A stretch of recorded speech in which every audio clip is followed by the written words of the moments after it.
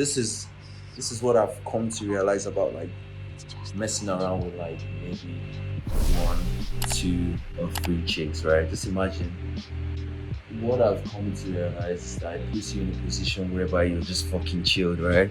You're so chilled, you're so cool.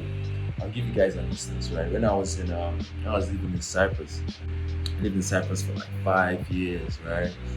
Man, there are chicks there, beautiful women, right? But we had, from my own understanding, right, we had limited access to these women, right? In terms of their culture didn't like black people, right?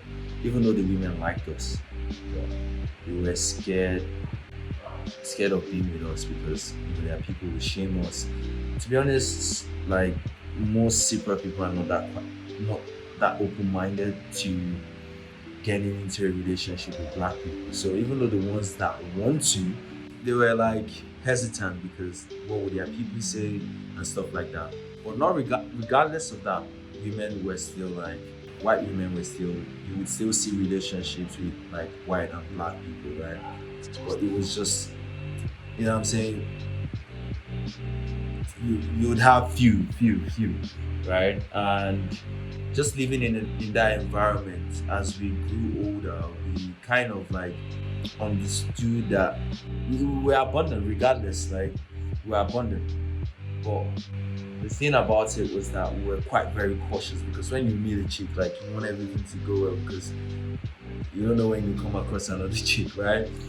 But the difference, like living here in Nigeria, it's just so different because like it's just it's an abundance of women, right? Just so many, like so many, so fucking many, right? So you could be talking. To be honest, sometimes you'd be talking to like three, four, five chicks. Just imagine yourself talking to three, four, five chicks and talking to just one, right?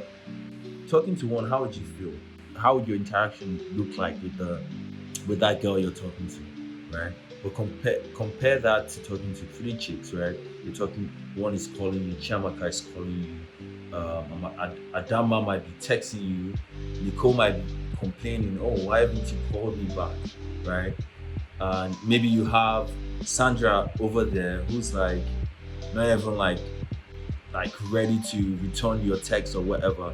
Would you really give a fuck if Sandra doesn't return your text? You wouldn't because you have other chicks, right?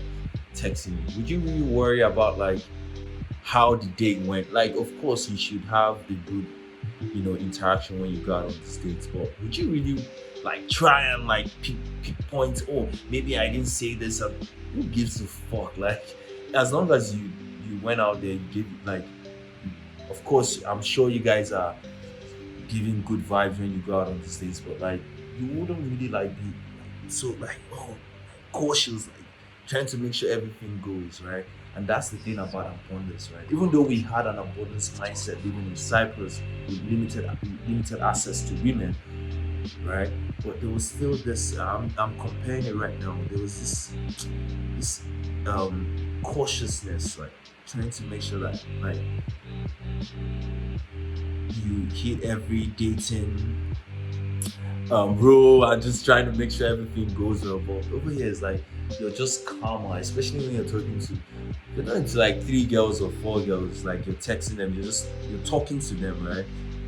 Really, like you'll be so calm, right? Because all these girls, the thing about women is that if you give them too much of your time, it's like they're like kids. I don't know, they're just wired different. You give them too much of your time, they start to question why is this guy like that's where you see women pull back, and if you give them too much. But on the other hand, if you just give them enough, right?